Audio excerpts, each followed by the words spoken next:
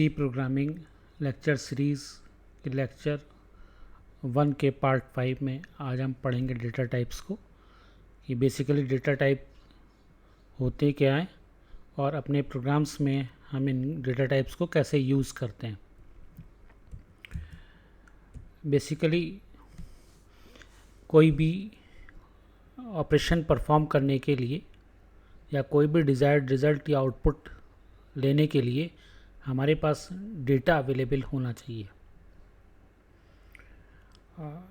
Data होता क्या है उसकी डेफिनेशन यहाँ पर दी गई है। डेटा में be defined as a collection of numbers, characters और सिंबल्स। और डेटा के डिफरेंट सोर्सेज हो सकते हैं। हमारे पास मेट्रोलॉजिकल डेटा हो सकता है, जियोग्राफिकल डेटा हो सकता है, साइंटिफिक डेटा हो सकता है, स्टैटिस्टिकल डेटा हो सकता है, फिनेंशियल डेटा हो सकता है और भी डिफरेंट सोर्सेज हो सकते हैं जहाँ से हम डेटा को ले सकते हैं या डेटा को जनरेट किया जा सकता है। अब डेटा डिफरेंट टाइप्स का हो सकता है। डेटा टेक्स्ट की फॉर्म में हो सकता है, डेटा पिक्चर की फॉर्म में हो सकता है, डेटा वॉइस की फॉर्म में हो सकता है, डेटा वीडियो की फॉर्म में हो सकता है। और इन सभी डेटा को अगर हम स्टोर करके रखना चाहें तो अल्टीमेटली हमें मेमोरी स्पेस की रिक्वायरमेंट होगी जहां पर हम डिफरेंट टाइप्स के डेटा को स्टोर या होल्ड करके रख सकें, जिससे फर्दर डेटा में डिफरेंट ऑपरेशंस परफॉर्म करके डिज़ायर्ड रिजल्ट या आउटपुट निकाला जा सके। प्रीवियस लेक्चर में हमने पढ़ा था वेरिएबल्स के बारे में कि variables are use to give a name to a memory space, यानी कि किसी भी मेमोरी स्पेस को नाम देने के लिए हम वेरिएबल्स का यूज़ करते हैं। और उस वेरिएबल स्पेस में या मेमोरी स्पेस में हम किस टाइप के डेटा को स्टोर करके या होल्ड करके रखना चाहते हैं, ये डिसाइड करता है हमारा data type.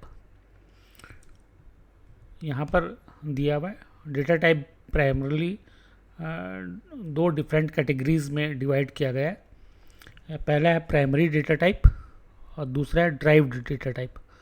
Primary data type में इंटीजर, फ्लोट, कैरेक्टर और वॉइड टाइप के डेटा टाइप्स हैं, और जबकि ड्राइव्ड डेटा टाइप्स में एरे, स्ट्रक्चर, यूनियन और पॉइंटर्स हैं। यहाँ पर प्राइमरी डेटा टाइप में डिक्लेरेशन कुछ एग्जाम्पल के तौर पे दिया हुआ है, जैसे इंटीजर ए। अगर हम किसी वेरिएबल ए को डेटा टाइप इंटीजर डिक्लेयर करना चाहते हैं तो INT यूज़ करेंगे और ए वेरिएबल का नाम होगा। तो ए जो मेमोरी ऑक्यूपाई करेगा वो केवल इंटीजर वैल्यूज़ को होल्ड करके रख सकता है। अगर हम फ्लोट बी लिखते हैं तो बी वो स्पेस होगा मेमोरी में जहाँ पर हम रियल नंबर्स को स्टोर करके रख सकते हैं। ऐसी अगर CH एक वेरिएबल है और उसको कैरेक्टर टाइप डेटा टाइप हमने दिया है तो वो केवल कैरेक्टर्स को या सिंबल्स को स्टोर करके रख सकता है। ड्राइव डेटा टाइप में एक एग्जांपल दिया है इंटीजर A5। ये डिक्लेरेशन बेसिकली एरे का है जो बता रहा है कि name of the array is A और length of the array is 5, यानी कि total maximum 5 number of elements हम इसमें स्टोर करके रख सकते हैं और सभी इंटीजर डेटा टाइप के होने चाहिए। यानी कि अगर हमने इंटीजर दिया है तो इसमें हम रियल नंबर्स को स्टोर करके नहीं रख सकते हैं। ये जो डेटा टाइप हमने प्राइमरी डेटा टाइप या ड्राइव डेटा टाइप में दिया हुआ इंटीजर, फ्लोट, कैरेक्टर, ये डिसाइड करता है कि इन वेरिएबल्स के लिए कितनी मेमोरी स्पेस ऑक्यूपाई कर रहे हैं। अब देखिए इसे हम समझने की कोशिश करते हैं कि कैसे मेमोरी स्पेस ऑक्यूपाई होता है। फॉर एग्जांपल कि यहाँ पर हम समझते हैं कि हमने एक वेरिएबल डिक्लेयर किया, उसको लिखा इंटीजर A। अब ये वेरिएबल डिक्लेयर करने से बेसिकली हो क्या रहा है, जैसे ही हम इस वेरिएबल को डिक्लेयर करते हैं, ये मान के चलिए एक मेमोरी स्पेस उसने ऑक्यूपाई की, और मेमोरी स्पेस ऑक्यूपाई करने के लिए हमने लिखा इंटीजर ए, और इस स्पेस को उसने एक नाम दिया जिसको हम कहते हैं ए। इस मेमोरी स्पेस का डेटा टाइप जो है वो इंटीजर है, और इंटीजर होने की वजह से ये जो मेमोरी स्पेस मेमोरी ऑक्यूपाई करता है वो 2 बाइट करता है, 2 बाइट्स मेमोरी ऑक्यूपाई कर रहा है। अब अगर हमने मेमोरी स्पेस ऑक्यूपाई की है तो इसका कुछ ना कुछ एक मेमोरी में एड्रेस होगा। मान लीजिए वो एक हेक्साडेसिमल नंबर होगा, मान लीजिए 1 2 3 4 करके इसका एड्रेस है। अगर हम यहाँ पर लिखते हैं इंटीजर ए असाइन 6 लिख देते हैं, तो इसका मतलब है कि ए जो स्पेस हमने लिया था उसने उस स्पेस में एक वैल्यू स्टोर कर दी है जो है 6।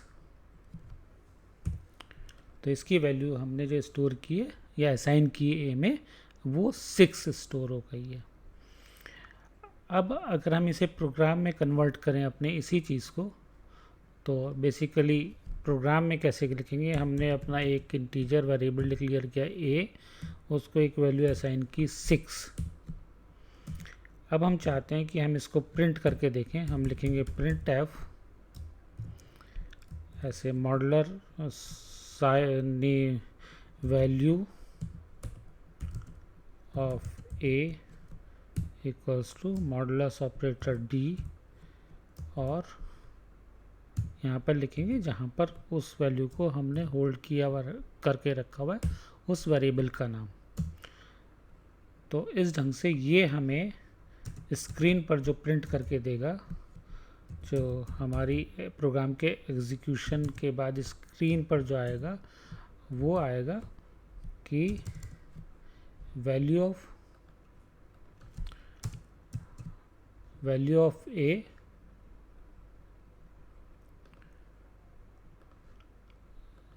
यहाँ पर आएगा value of A equals to 6। ये रिज़ल्ट हमारा आना चाहिए।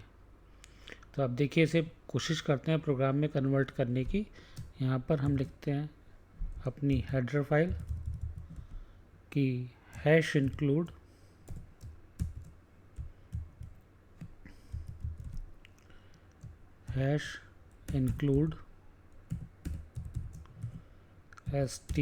studio.h। studio.h means standard input output header file हमने इंक्लूड की अपने प्रोग्राम में। फिर हम अपने प्रोग्राम का एक स्केलेटन तैयार करेंगे, या आपका ये बॉडी तैयार करेंगे अपने प्रोग्राम की। ये हमने डिक्लेयर किया है अपना मेन फंक्शन।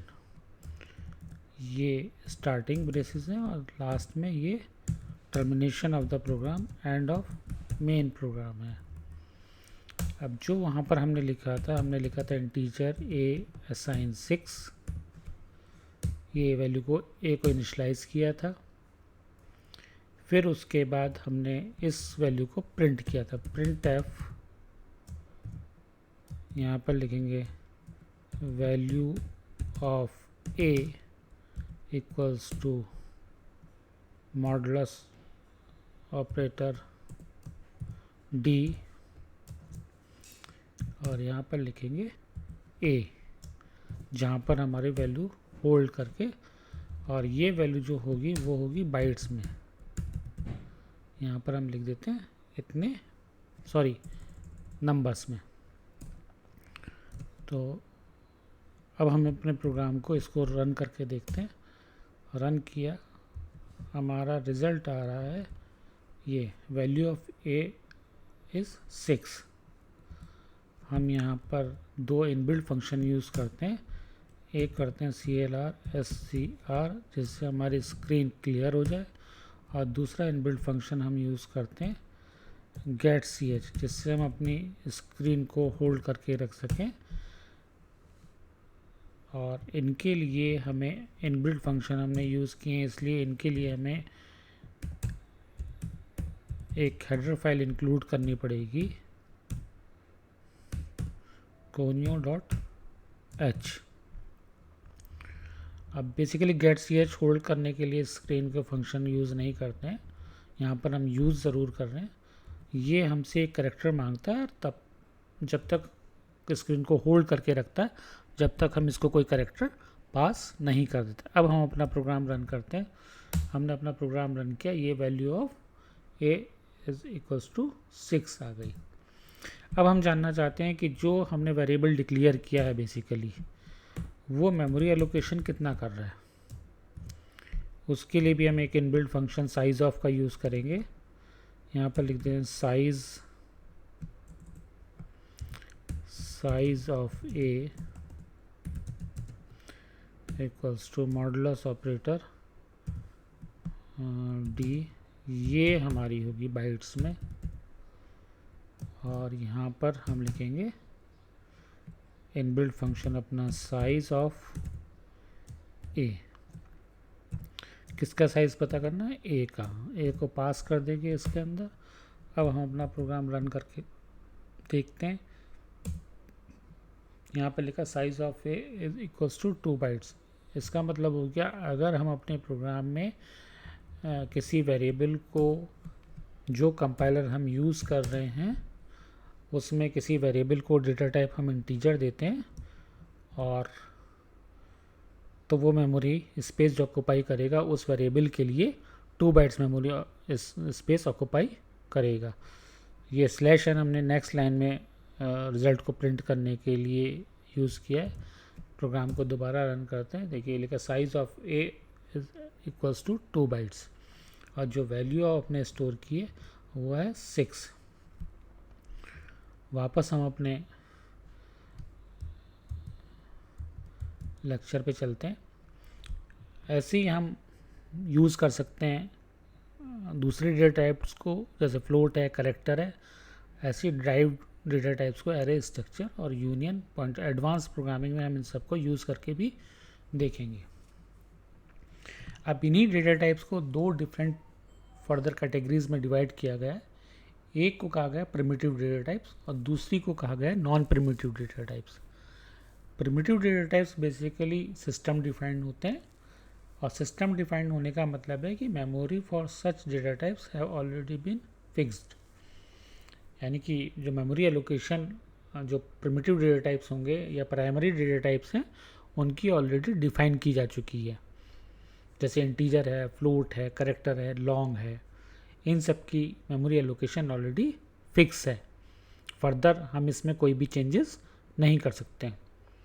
दूसरा डेटा टाइप हमारे पास है वह है नॉन प्रिमिटिव डेटा टाइप, जैसे स्ट्रक्चर है, एरे है, यूनियन है। यहाँ पर इनकी मेमोरी फिक्स नहीं है, वो डिपेंड करती है हमारे डिक्लेरेशन पर और कि हमारे डेटा टाइप पे किस टाइप का हम डेटा टाइप इनको डिक्लेयर करते समय देते हैं। मेमोरी एलोकेशन जो भी होता है वो बेसिकली डिक्लेयर करते समय बताता है कि कितना मेमोरी एलोकेट करेंगे, लेकिन जो एक्चुअल में एलोकेशन होता है वो during execution of the program होता है। At the time of declaration कोई भी मेमोरी का एलोकेशन नहीं होता है। अब यहाँ पर एग्जांपल के तौर पे एक एरेस के थ्रू समझाया गया है कि एक नॉन प्रिमिटिव डेटा टाइप या ड्राइव डेटा टाइप को डिक्लेयर किया है जो कि एरे है। इंटीजर A5 लिखा है। यहाँ बताता है A is the name of the array, type of the array is integer और मैक्सिमम लेंथ इज़ 5, यानी कि टोटल 5 एलिमेंट्स या मैक्सिमम 5 एलिमेंट्स को हम इसमें स्टोर करके रख सकते हैं। ये टोटल मेमोरी एलोकेशन इस एरे के लिए जो होगी, जो कि 5 एलिमेंट्स हैं और हर एलिमेंट के लिए 2 बाइट्स मेमोरी एलोकेट करेंगे, तो 2 × 5 total memory allocation 10 bytes memory allocate होगी। तो ये नॉन परमिटिव डेटा टाइप्स हैं, इंटीजर, फ्लोट, कैरेक्टर, लॉन्ग। और नॉन परमिटिव डेटा टाइप जो हम यूज़ करते हैं वो स्ट्रक्चर है, यूनियन है, एरे। इनकी मेमोरी एलोकेशन फिक्स नहीं है। अगर हम यहाँ पर 6 कर देंगे तो 2 इंटू 6 12 बाइट्स मेमोरी एलोकेट करेगा। अगर हम 10 कर देंगे 2 इंटू 10 20 बाइट्स मेमोरी एलोकेट करेगा। तो यहाँ पर इनकी memory allocation drive data types की वेरी कर रही है हमारे डिक्लेरेशन पे। अगर हम डिक्लेरेशन करते हुए इसकी अपर बाउंड लिमिट या मैक्सिमम नंबर ऑफ़ एलिमेंट्स बढ़ाते हैं तो मेमोरी एलोकेशन वैसे ही बढ़ जाती है, और अगर हम इसको घटाते हैं तो मेमोरी एलोकेशन वैसे ही घट जाती है। अगर हम इसका डेटा टाइप फ्लोट कर दें तो मेमोरी एलोकेशन में चेंजेस आ जाएंगे। अगर हम इंटीजर रहने दें तो चेंज हो जाएगा, अगर हम करेक्टर करें तो चेंज हो जाएगा। तो यहाँ पर मेमोरी एलोकेशन डेटा टाइप पर और इसकी लेंथ पर वेरी करती है, जबकि यहाँ पर ऐसा नहीं होता, यहाँ पर फिक्स है परमिटिव डेटा टाइप्स में। नेक्स्ट है कि यहाँ पर एग्जाम्पल के तौर पे बताया कि format specifiers specifically different data types के डिफरेंट होते हैं। जैसे करेक्टर के लिए मॉडुलर ऑपरेटर सी, इंटीजर के लिए modular operator D, modulus operator D, float के लिए मॉडुलस ऑपरेटर एफ, लॉन्ग के लिए एल डी यूज़ करेंगे। ऐसे ही सभी की मेमोरी एलोकेशन डिफरेंट है। करेक्टर टाइप के लिए 1 बाइट्स, इंटीजर के लिए 2 बाइट्स, फ्लोट के लिए 4 बाइट्स और लॉन्ग के लिए 4 बाइट्स। फिर फर्दर इनकी रेंज दी हुई है कि इस रेंज में आने वाले कोई भी नंबर्स इन डेटा टाइप्स में स्टोर किए। जैसे करेक्टर हम दें -128 से 127 तक नंबर्स को या करेक्टर्स को स्टोर करके रख सकते हैं। ऐसे इंटीजर डेटा टाइप अगर हम देते हैं तो -32,768 से लेके +32,767 तक के नंबर्स को स्टोर कर सकते हैं। इससे अगर ज़्यादा बड़ा नंबर हमें स्टोर करना होगा तो हमें अपना डेटा टाइप चेंज करना पड़ेगा। ऐसी फ्लोट की स्पेसिफिक रेंज है, ऐसी लॉन्ग की है। और सबसे ज़्यादा इम्पॉर्टेंट पॉइंट है जो नीचे लिखा हुआ है, note the size of memory may be change from machine to machine और टू कंपाइलर। यानी कि जो हम यहाँ पर मेमोरी एलोकेशन दिया हुआ है, करेक्टर के लिए 1 बाइट 2 बाइट्स, इंटीजर के लिए फ्लोट के लिए 4 बाइट्स या लॉन्ग के लिए 4 बाइट्स, ये हो सकता है आगे अगर आप डिफरेंट मशीन्स या कंपाइलर को यूज़ करें तो ये चेंज भी हो सकते हैं। तो आज के लेक्चर में इतना ही था। Thank you very much for watching. Thanks a lot.